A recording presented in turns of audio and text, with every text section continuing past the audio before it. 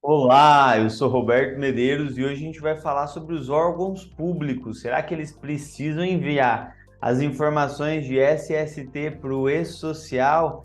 Precisa, não precisa? Tem particularidades? Não tem? Se a prefeitura é diferente do estado, é diferente de um órgão federal, então tudo isso a gente vai aprofundar nesse vídeo. Vem comigo, vamos lá, que tem muita informação para você.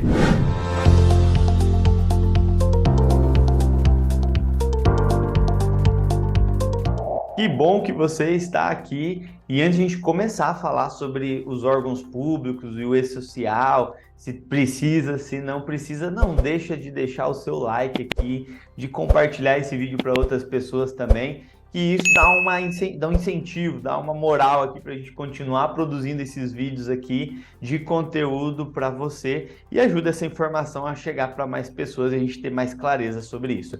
E você que é profissional da área de segurança e saúde do trabalho e quer se capacitar, quer melhorar aí o seu profissionalismo, a sua habilidade para realmente fazer essa segurança do trabalho de uma forma excelente, a gente tem vários cursos presenciais programados para esse 2023. Então, eu não sei em que momento você vai estar assistindo esse vídeo, mas dá uma acessada lá no meu Instagram, tem a programação completa lá, e curso de instrutor, de trabalho em altura, de espaço confinado, enfim, a programação ela tá aí repleta de coisa boa, de conteúdo de alto nível, com profissionais de alto nível. Então, dá uma conferida lá, que se você quer se atualizar aí, quer ir para outro nível, você tem uma ótima chance com cursos presenciais, beleza? Então, o E-Social, ele é uma realidade já em todo o Brasil, né? A galera ficou achando aí, demorou para engrenar, muitos achavam que isso não ia vingar, mas isso já é uma realidade. As empresas, elas foram divididas em 4 grupos, grupo um, grupo 2, 3 e 4. O grupo um, que é aquelas empresas com faturamento superior a 78 milhões, elas foram as primeiras a entrar. Era uma parcela, proporcionalmente, era uma parcela menor das empresas, mas elas foram as primeiras que a parte de SST já entrou no E-Social. Lembrando que o SST no E-Social foi a última parte a entrar em vigor, né? O E-Social ele já existe há muito tempo, porque o E-Social não é só segurança do trabalho, né? A gente tem a questão dos impostos, da folha de pagamento, a gente tem muito mais coisa envolvida aí no E-Social, inclusive isso é uma coisa que a gente aprofunda no meu curso de E-Social, então se você quiser aprofundar aí essa questão de E-Social, clica lá na bio do meu Instagram que você vai poder ter acesso ao meu curso aí com muito mais informação, muito mais detalhes sobre todo esse mundo aí de E-Social, tá bom? Então, o que acontece? O E-Social já é uma realidade. O que aconteceu? Ano passado, 2022, entrou em vigor a SST para o grupo 2 e para o grupo 3. E aí deu um rebuliço danado, sabe? Movimentação de tudo que é lado, a galera, né, enviando os eventos e mais do que nunca segue o jogo com isso nativa aí, você precisa, as empresas precisam enviar os eventos de segurança e saúde do trabalho para o E-Social. E agora, em 2023, está previsto enviar os eventos do E-Social os órgãos públicos. Sim, os órgãos públicos também eles precisam enviar os eventos para o E-Social. Mas quando, né? Em que situação?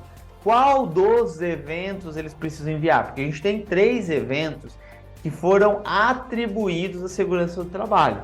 Não quer dizer que segurança do trabalho estão só nesses 3 eventos, tá bom? Eu explico isso em mais detalhes lá no meu curso.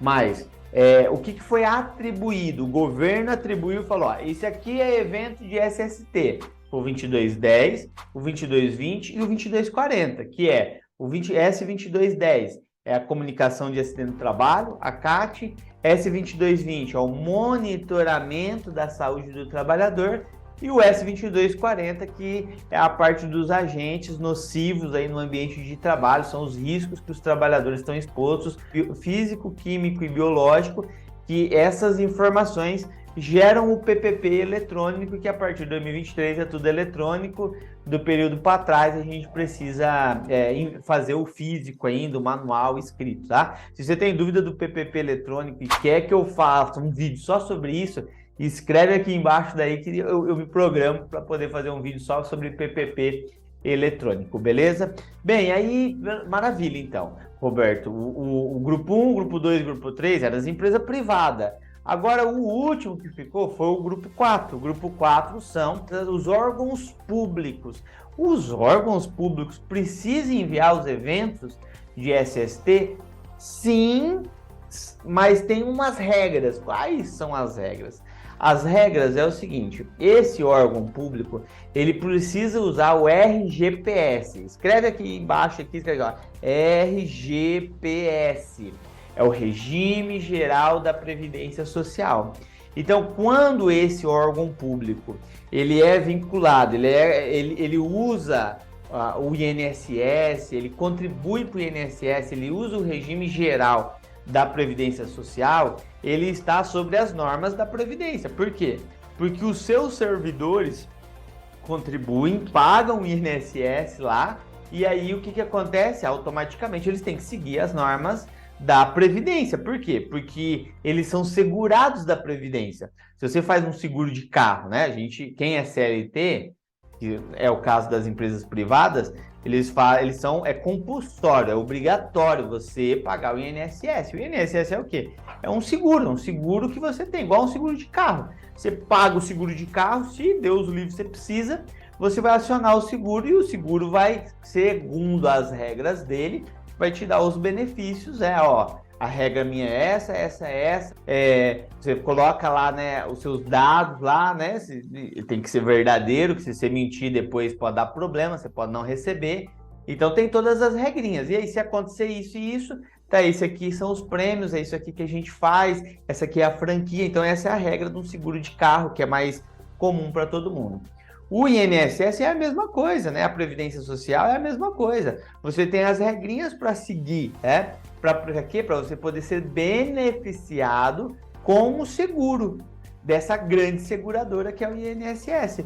Então, o que acontece? Dentre as regras, se existe um agente nocivo, um agente que prejudica, esse trabalhador vai aposentar antes do tempo. Só que, em contrapartida, o valor que é pago para esse seguro é maior. É igual lá com o seguro de carro. Se você tem menos de 25 anos, né? Se você usa para o trabalho, seu seguro vai ser mais caro, tá? Por quê? Porque as regrinhas do seguro, tá? Para quê? Para depois ele te conceder aquele benefício se acontecer alguma coisa. O INSS é a mesma coisa. Tem as regrinhas. Se você tem agente nocivo no seu ambiente de trabalho, e para isso é que você tem que fazer o LTCAT, para quê? Para definir se vai ter que pagar mais imposto por agente nocivo ou não. Então, e é isso que o E-Social, ele deixa mais claras essas regras, e essa informação agora ela está cada vez mais limpa, mais transparente, mais nítida, né? Mais cristalina.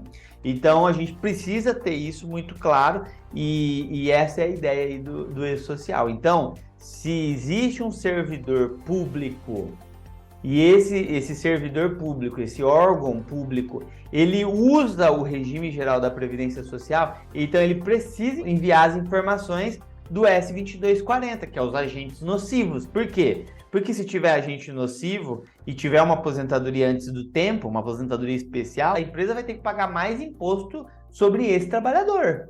E aí, para depois ele ser beneficiado. Então, isso é a questão do órgão público. Se acontecer um acidente do trabalho, é a mesma coisa. Quem determina os benefícios lá para o acidente do trabalho é a Previdência. Então, a Previdência determina que, se acontecer um acidente aí no trabalho desse servidor, ele vai ter direito àquela estabilidade, que o servidor público já tem, na verdade, né? Mas tem umas diferenças ali, que é o quê? As regras do INSS. A regra do INSS é o quê? Acontecer um acidente do trabalho, precisa fazer uma CAT. Mas ele é um servidor público. Sim, mas ele está usando o regime geral da Previdência Social. Então, como ele contribui para o INSS e ele vai se aposentar por lá, o INSS fala o seguinte: se acontecer um acidente do trabalho aí na sua empresa, você precisa me informar. Essas são as minhas regras do meu seguro. Entendeu? Fui claro com relação a isso? Então, tem o 2210 que esse órgão público vai precisar enviar também. O que acontece no S2220? O S2220 é monitoramento da saúde. O monitoramento da saúde não é uma legislação previdenciária, é uma legislação trabalhista. E os órgãos públicos, eles não estão sujeitos às leis do Ministério do Trabalho. Os órgãos públicos, eles precisam cuidar, monitorar a saúde dos seus trabalhadores, mas eles precisam estabelecer a legislação deles. Se eles quiserem usar a legislação que está prevista lá no Ministério do Trabalho, eles podem seguir as diretrizes da NR7, mas eles não são obrigados. Tanto que um inspetor, uma inspeção do trabalho, não pode, inclusive, multar um órgão público. Ele pode até informar, pode notificar, avisa o Ministério Público do Trabalho, que aí sim o Ministério Público do Trabalho pode ter uma atuação num órgão público, mas o Ministério do Trabalho, a inspeção do trabalho, ela não pode autuar um órgão público a pagar uma multa, por exemplo, porque não cumpriu a NR7. Então, a gente precisa ter essa clareza com relação a isso, tá? Agora, se o órgão público ele usa o RPPS, Regime Próprio de Previdência Social, aí não há o que se falar em E-Social. Por quê? Porque essa empresa não precisa enviar o E-Social. Por quê? Porque ela tem um regime próprio de previdência. Ela não usa o regime geral da Previdência Social. Ela não usa o INSS. Ela tem o seu sistema de aposentadoria, de benefício interno. Então, ela vai usar o interno dela e as regras, o próprio órgão público, a própria prefeitura ou outra entidade, ela mesma que vai estabelecer quais são as regras dela no caso de acidente do trabalho, no caso de aposentadoria por agente nocivo, no caso de monitoramento biológico da saúde dos seus trabalhadores. Fui claro, pessoal? Se ficou alguma dúvida, deixa aqui nos comentários. Se você gostou, deixa o seu joinha aí. E quer saber mais coisas sobre órgãos públicos? Deixa a sua dúvida aqui. Eu vou ter imenso prazer em responder, que é um vídeo mais aprofundado sobre órgãos públicos.